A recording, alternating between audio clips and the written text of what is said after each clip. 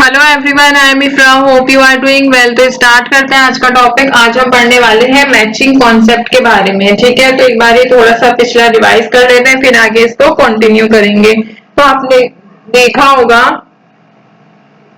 कि अभी तक हम क्या पढ़ रहे हैं, कॉन्सेप्ट्स ऑफ अकाउंटिंग है, जिसमें कि आज लास्ट कॉन्सेप्ट के बारे में पढ़ने वाले हैं कि बिजनेस एंटिटी कॉन्सेप्ट क्या होता है। हमने देखा था इसमें बिजनेस और जो बिजनेस का ओनर होता है उनको सेपरेट एंटिटी माना गया है, और जो बिजनेस का ओनर होता है वो जो भी इन्वेस्ट करता है, उसकी जो भी इन्वेस्टमेंट होती है बिजनेस में, वो बिजनेस के लिए क्या रहती है, लाइबिलिटीज ही रहती हैं। ठीक है,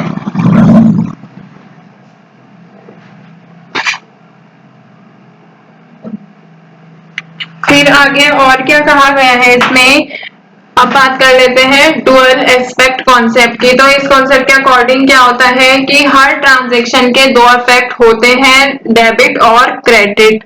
इसमें क्या होता है कि जहां पर भी हम ट्रांजैक्शन करते हैं उसके एटलीस्ट दो अकाउंट पर तो इफेक्ट पड़ने चाहिए। ठीक है, अकाउंटिंग पीरियड कॉन्सेप्ट में क्या होता है, काउंटिंग पीरियड क्या होता है, यूजुअली 1 ईयर का होता है, 1 अप्रैल टू 31 मार्च तक। तो इसमें क्या कहा गया है अकाउंटिंग पीरियड कॉन्सेप्ट में कि हम इसके अगर हम अकाउंटिंग पीरियड कॉन्सेप्ट का यूज करते हैं तो कंपैरिजन करने में बहुत ज्यादा इजी रहता है। ठीक है, इसमें वो वाले पीरियड की भी बात की गई है जब ऑर्गेनाइजेशन जो होती है वो रियलाइज करती है रेवेन्यू को, फाइनेंशियल स्टेटमेंट्स, अपनी फाइनेंशियल पोजीशन देखती है। ठीक है, कॉस्ट कॉन्सेप्ट की अगर बात करें तो according to the cost concept assets जो होते हैं वो रिकॉर्ड किए जाते हैं बुक्स ऑफ अकाउंट में, जिस प्राइस पर उसको जब हमने उसको एक्वायर किया था वो प्राइस हमने पे किए थे, वो वाले प्राइस जो है मतलब उसके ओरिजिनल प्राइस उसमें बुक्स ऑफ अकाउंट में लिखे जाते हैं, ना कि जो हमारी मार्केट वैल्यू होती है। अगर मार्केट वैल्यू चेंज हुई है तो हमारी जो एसेट की वैल्यू है वो चेंज नहीं होती है। ठीक है, वो वैल्यू क्या रहती है, इसमें सेम वैल्यू ही रहती है। अब बात करते हैं गोइंग कंसर्न कॉन्सेप्ट। ये क्या होता है, according to this concept business entity जो होता है मतलब जो बिजनेस होता है वो कंटिन्यू रहेगा, वो कंटिन्यू ऑपरेट होता रहेगा फॉर अ फॉरसेबल फ्यूचर, मतलब कि आगे तक के लिए एटलीस्ट 12 मंथ के लिए। ठीक है, फिर आगे आता है money measurement concept. Money measurement concept में क्या है, अकॉर्डिंग टू दिस कॉन्सेप्ट ऐसे जो होते हैं या फिर बोल सकते हैं जो भी ऐसे ट्रांजेक्शन या फिर इवेंट्स होते हैं उनको मेजर किया जा सकता है इन टर्म्स ऑफ मनी। जो भी ट्रांजेक्शन या इवेंट्स को मनी टर्म्स में मेजर किया जा सकता है उसको हम रिकॉर्ड करते हैं फाइनेंशियल अपने रिपोर्ट्स में, और जो भी इनको मेजर नहीं किया जा सकता किसी भी ऐसी ट्रांजेक्शन को, उसको हम यहाँ पे नहीं लिखते हैं। ठीक है, अब बात आती है यहाँ पे एक बचा है हमारा एक्रूअल कॉन्सेप्ट। ठीक है, बाकी तो हमने रिवाइज कर लिया। एक्रूअल कॉन्सेप्ट क्या होता है, according to this concept income और एक्सपेंसेस जो होते हैं वो रिकॉग्नाइज किए जाते हैं किसी भी बिजनेस या किसी भी एंटरप्राइज के थ्रू, कब, जब वो अर्न होते हैं या फिर हम पे कर रहे हैं या फिर हम रिसीव कर रहे हैं, कि वो जो पेमेंट है वो एक्रूअल बेसिस से रही है, जो रिसीव हुई है रिसीट हमें एक्रूअल बेसिस तो नहीं है। ये चीजें तब पता लगाई जाती हैं। ठीक है, कि मनी जो है एक्चुअल मनी वो रिसीव हुआ भी है या नहीं हो रहा है। ठीक है, आज क्या पढ़ने वाले हैं, मैचिंग कॉन्सेप्ट। तो यहाँ पे नोट्स ओपन कर लेते हैं।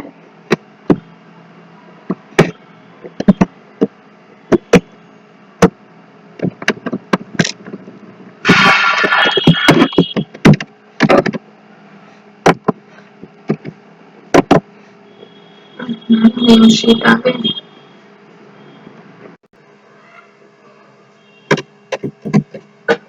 ठीक है, यहाँ पे हेडिंग लिखेंगे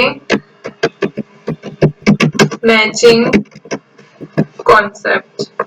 तो ये जो मैचिंग कॉन्सेप्ट होता है ये बेस किस पे होता है, हमारा जो हमने अभी अकाउंटिंग पीरियड कॉन्सेप्ट पढ़ा था उस पर ही क्या होता है, बेस्ड होता है। तो यहाँ पे मैं लिख देती हूँ, it is based on the accounting period concept and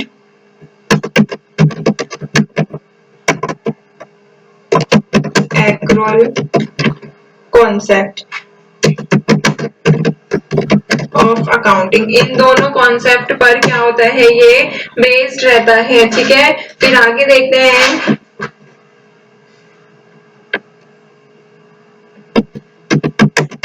every business is run to earn profit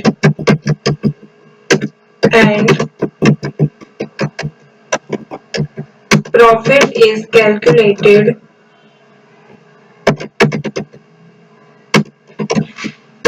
by the business during accounting period. तो इसमें क्या कहा गया है, हर बिजनेस का एम क्या होता है, प्रॉफिट अर्न करना। ठीक है, हर बिजनेस रन करता है अर्न करने के लिए प्रॉफिट को, और प्रॉफिट जो होता है वो कैलकुलेट किसके थ्रू किया जाता है, बिजनेस के थ्रू किया जाता है किसी भी अकाउंटिंग पीरियड में। ठीक है, ड्यूरिंग एन अकाउंटिंग पीरियड। आगे देखते हैं फिर, टू कंपेयर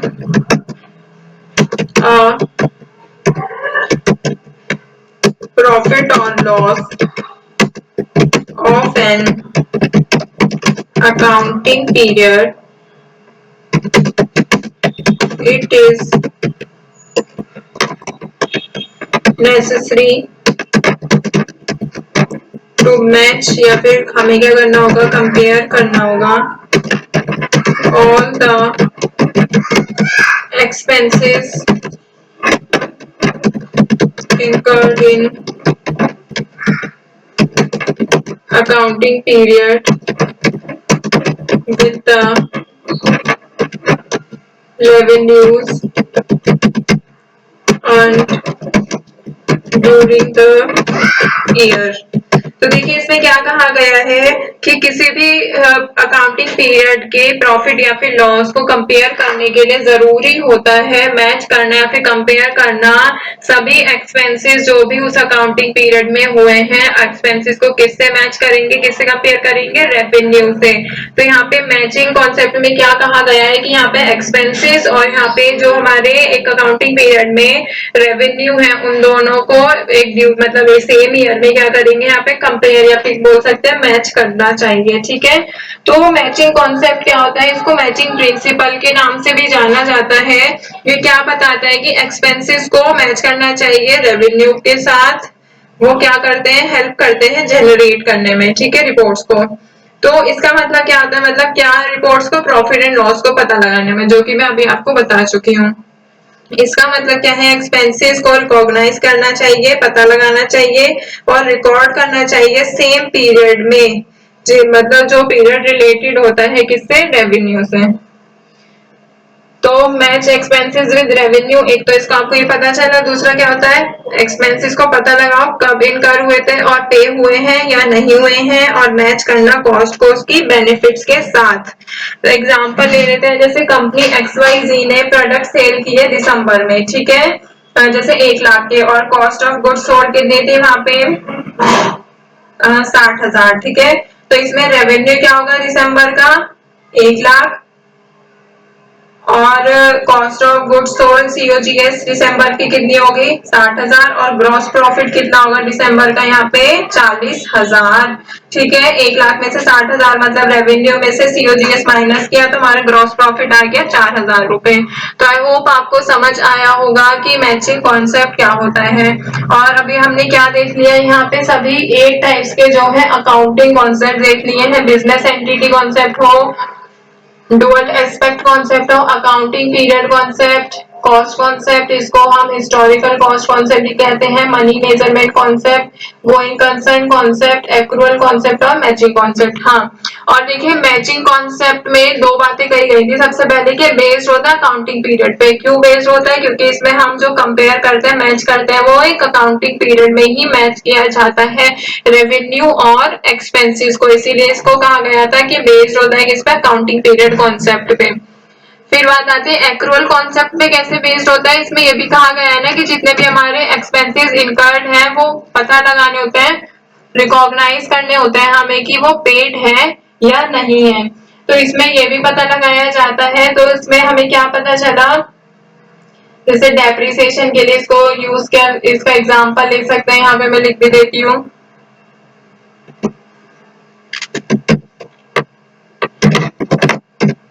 एग्जाम्पल क्या होंगे, डेप्रिसिएशन। ठीक है, और क्या हो सकता है,